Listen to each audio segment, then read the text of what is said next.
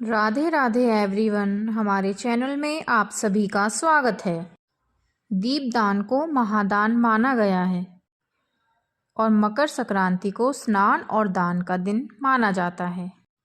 मकर संक्रांति के दिन 14 अंक का विशेष महत्व होता है। तो फ्रेंड्स, मकर संक्रांति पर 14 दीपदान किस प्रकार किए जाएंगे और किस जगह किए जाएंगे, इस चीज़ की संपूर्ण जानकारी आपको वीडियो में मिलेगी। सबसे पहले आप एक थाल या थाली ले लेंगे जिसमें आप मिट्टी के कोरे दिए लेंगे। आपको दिए याद रखने हैं, कोरे दिए ही लेने हैं। आपको पुराना या एक बार यूज़ किया हुआ दिया नहीं लेना है। साथ ही फ्रेंड्स, यदि आपकी आर्थिक स्थिति अच्छी है तो आप मिट्टी के दियों की जगह तांबे के, पीतल के या फिर स्टील के दिए भी ले सकते हैं। साथ ही अगर आपकी स्थिति मिट्टी के दिए लेने की भी नहीं है तो चिंता ना करें, आप आटा लगाकर आटे के 14 दीपक भी बना सकते हैं। लेकिन फ्रेंड्स, ध्यान रखें कि जिन विशेष कार्यों में आटे के दीपक बनाए जाते हैं उस आटे में नमक का उपयोग नहीं किया जाता।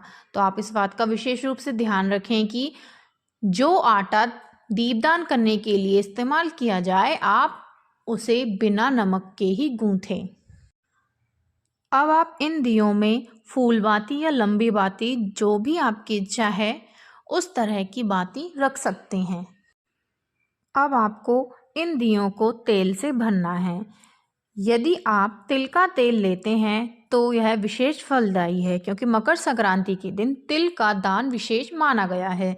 यदि आपकी सामर्थ्य नहीं है तो आप सरसों का तेल भी ले सकते हैं, और ज़्यादा अच्छी स्थिति है तो आप सरसों के तेल की जगह घी के दीपक भी जला सकते हैं। यह आपकी इच्छा अनुसार है।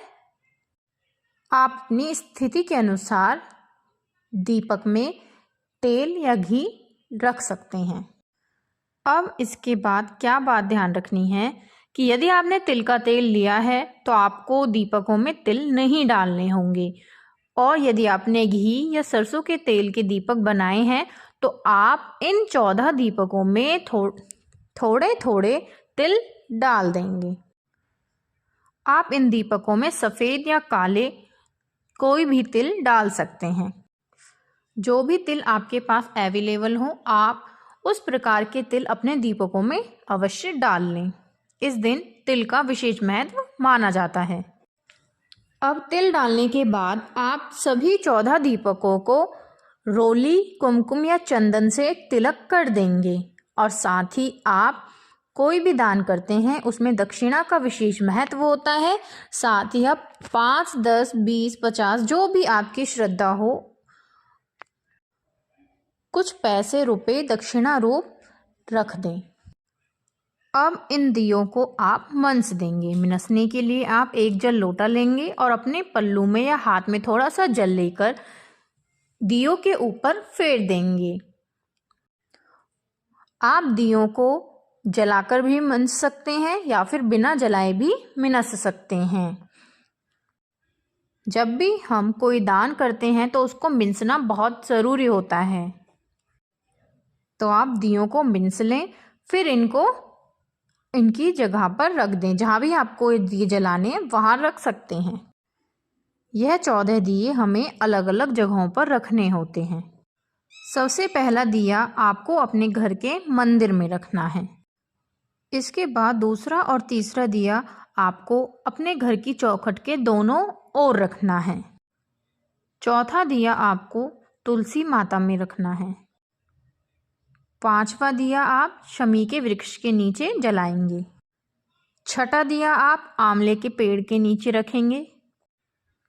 7वां दिया आपको किसी नदी, तालाब के समीप रखना है। यदि आप नदी तालाब के पास नहीं जा सकते, आपके घर से यह दूर हैं, तो आप घर में ही गंगा जल और जल लेकर किसी बड़े पात्र में जलहरी बनाकर दीपदान कर सकते हैं। अब 8वां दिया आपको अपने घर में दक्षिण दिशा में स्वास्तिक बनाकर उसके ऊपर रखना है। यह दिया पितरों के नाम का है। तो 8वां दिया हमें अपने पितरों के नाम का जलाना है। साथ ही हाथ जोड़कर अपने पितरों को याद करें, उनका नाम लें और यह दिया दक्षिण दिशा में ही जलाना है। अब इसके बाद 9वां दीपदान हमें अपने रसोई घर में करना है। यह दिया माता अन्नपूर्णा के नाम से जलाकर हमें हाथ जोड़ने हैं कि माता हमारे घर में भंडार भरे रखें। 10वां दीपदान हमें केले के पेड़ के नीचे करना है। 11वां दिया हमें शिवालय में दान करना है। 12वां दिया आपको वट वृक्ष के नीचे प्रज्वलित करना है। वट वृक्ष या फिर जिसे बर का पेड़ भी कहा जाता है, उसके नीचे जलाना है। इसके बाद 13वां दिया हम पीपल के वृक्ष के नीचे जलाएंगे और अंतिम दिया यानी कि 14वां दिया हम गौशाला में जला देंगे। और ध्यान रहे कि आपको जितने भी ये पीपल के, केले के, आंवले के, बट का वृक्ष है, ये सभी आपको किसी मंदिर में आसानी से मिल जाएंगे। तो आप एक मंदिर में जाकर आसानी से इन पेड़ों के नीचे दीपदान कर सकते हैं। साथ ही ध्यान रखें फ्रेंड्स, यदि आपके घर के पास कोई गौशाला नहीं है, आप किसी कारणवश गौशाला में नहीं जा पा रहे हैं, तो आप अपने घर में गौ माता की तस्वीर के आगे भी यह दिया जला सकते हैं। तो फ्रेंड्स, इस वीडियो में मैंने आपको मकर संक्रांति के दिन 14 दीपक किस किस स्थान पर दान करने हैं, किस तरह करने हैं, बता दिया है। साथ ही आप अपनी सुविधा के अनुसार भी दीपदान कर सकते हैं। जो दिए आपने दान में दिए हैं और जो दिए आप मंदिर में लगा कर आए हैं, वो दिए तो फ्रेंड्स वहीं पर रह जाएंगे।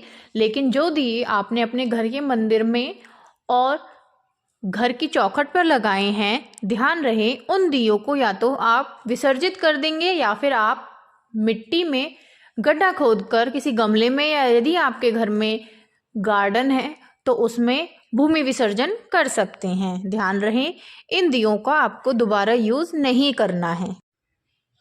तो फ्रेंड्स, ये थी मकर संक्रांति पर 14 दीप कैसे दान किए जाते हैं, दीपदान की बहुत ही सरल और आसान विधि। तो यदि दोस्तों आपको यह विधि पसंद आई हो और यह वीडियो आपके लिए जरा भी लाभदायक हो, तो वीडियो को लाइक और चैनल को सब्सक्राइब करना बिल्कुल ना भूलें।